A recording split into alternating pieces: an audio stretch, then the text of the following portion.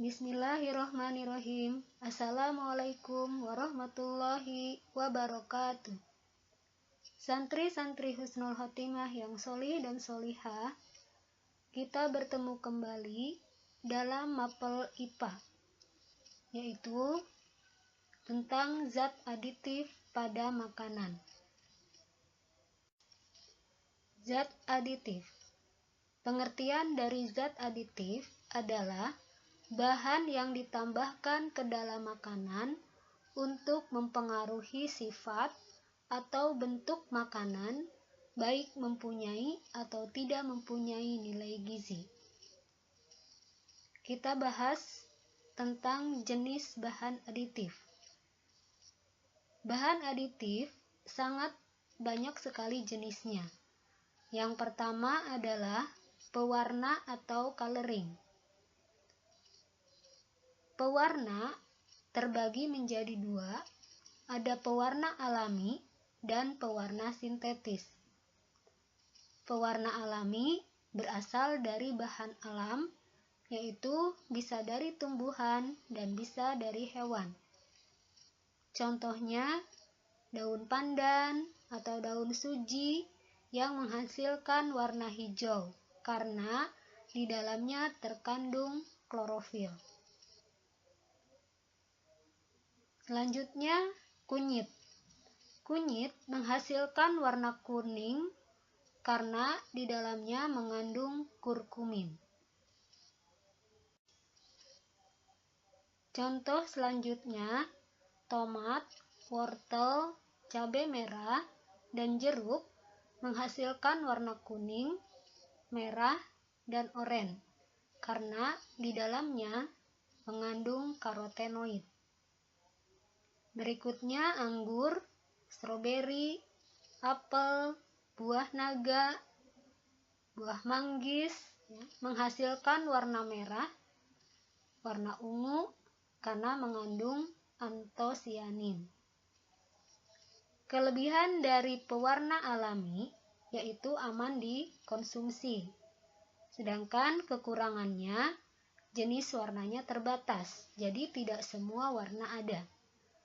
Kemudian kurang homogen, kurang praktis, dan jumlahnya harus banyak. Selanjutnya pewarna sintetis. Pewarna sintetis adalah zat warna yang diperoleh dari bahan kimia. Contohnya fast green FCF yang menghasilkan warna hijau, kuning FCF menghasilkan warna kuning, coklat HT menghasilkan warna coklat, biru berlian menghasilkan warna biru, eritrosin menghasilkan warna merah. Kelebihan pewarna sintetis diantaranya lebih stabil atau homogen, warnanya beragam, lebih praktis, dan jumlahnya lebih sedikit. Adapun kekurangannya, kurang aman bila digunakan secara berlebihan.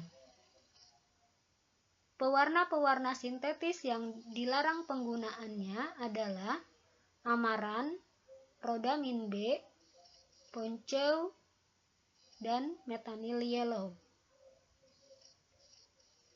Berikutnya adalah pemanis atau artificial sweetener. Pemanis terbagi menjadi dua, yaitu pemanis alami, ini juga berasal dari bahan alam. Contohnya madu, gula pasir, gula jawa, gula bit, gula jagung, gula yang terdapat dalam buah, dan gula yang terdapat dalam susu. Pemanis sintetis atau buatan, contohnya sakarin, siklamat, sorbitol, asesulfam K, dan aspartam. Selanjutnya adalah pengawet atau preservatives. Pengawet dibagi menjadi dua. Pertama, pengawet alami yang berasal dari bahan alam.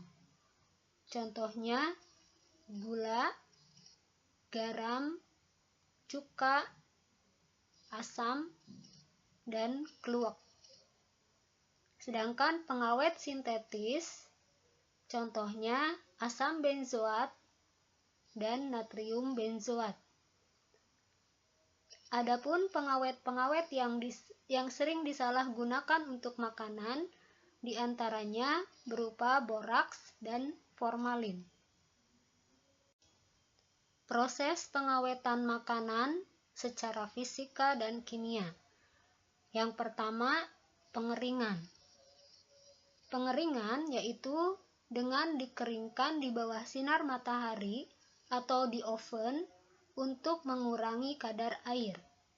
Contohnya kerupuk, mie, dan jamur. Yang kedua, pengasinan.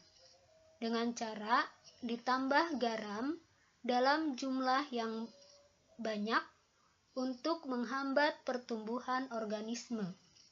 Contohnya ikan asin, asinan sayur, dan asinan buah. Yang ketiga, pemanisan, yaitu dengan ditambah gula dalam jumlah yang banyak untuk menghambat pertumbuhan mikroorganisme.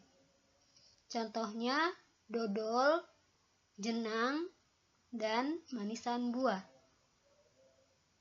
Yang keempat, pengasapan, yaitu dengan cara dikeringkan, kemudian diasap di atas kayu yang dibakar untuk mengurangi kadar air. Contohnya ikan asap. Yang kelima, pembekuan, yaitu dengan cara dimasukkan ke dalam freezer atau ditimbun oleh es batu untuk menghambat pertumbuhan mikroorganisme. Contohnya ikan segar, telur, dan daging. Yang keenam, pengalengan atau canning, yaitu dengan cara dipanaskan dalam suhu dan tekanan yang tinggi untuk mematikan mikroorganisme, kemudian dikemas dalam kaleng. Contohnya susu, ikan, daging, dan buah kupas.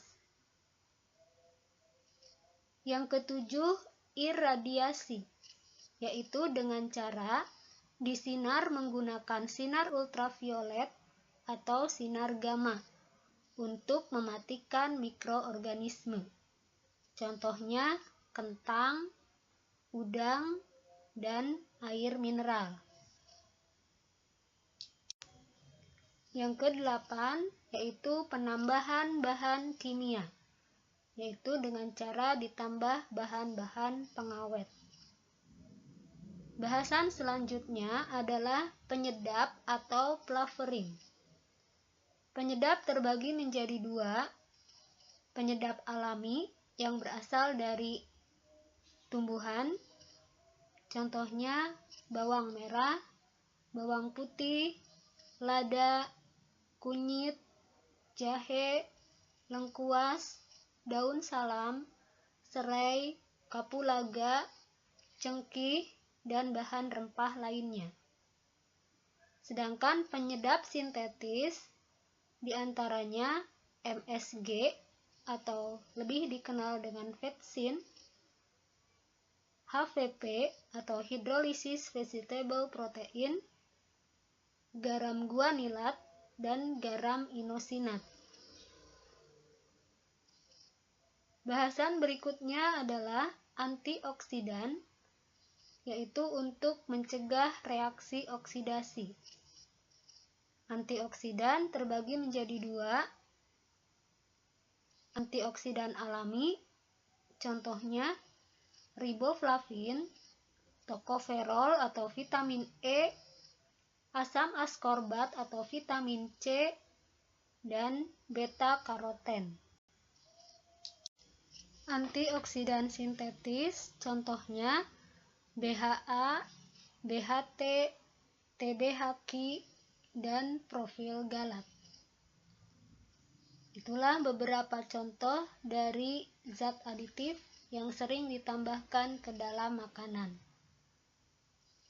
Adapun hal-hal yang harus diperhatikan pada saat kita membeli makanan atau minuman, di antaranya yang pertama, kemasan makanan tidak boleh bocor, berkarat, atau terdapat kerusakan-kerusakan lainnya. Kedua, terdapat label halal dari MUI dan sudah terdaftar di Depkes. Ini tercantum pada kemasan makanan. Ketiga, terdapat tanggal batas kadaluarsa. Ini juga tercantum pada kemasan. Nah, minimal 3 hal itu yang harus sangat kita perhatikan pada saat membeli makanan atau minuman. Untuk materi zat aditif pada makanan, di sini terdapat tugas mandiri. Tugasnya yaitu mendata komposisi makanan yang terdapat pada kemasan makanan. Jadi yang harus didatanya adalah nama produknya apa, label halalnya ada atau tidak ada, tanggal kadaluarsanya, bahan utama atau bahan dasarnya, dan bahan aditif makanannya. Bahan utama dan bahan aditif ini bisa dilihat pada komposisi makanan. Silakan dibuat datanya agar kita mengetahui bahan-bahan aditif yang terdapat pada makanan yang kita beli dan kita makan tersebut. Minimal 1 kemasan makanan. Alhamdulillah, untuk materi zat aditif pada makanan sudah selesai. Insya Allah kita lanjutkan ke materi berikutnya. Ibu mengucapkan jazakumullah khairan. Assalamualaikum warahmatullahi wabarakatuh.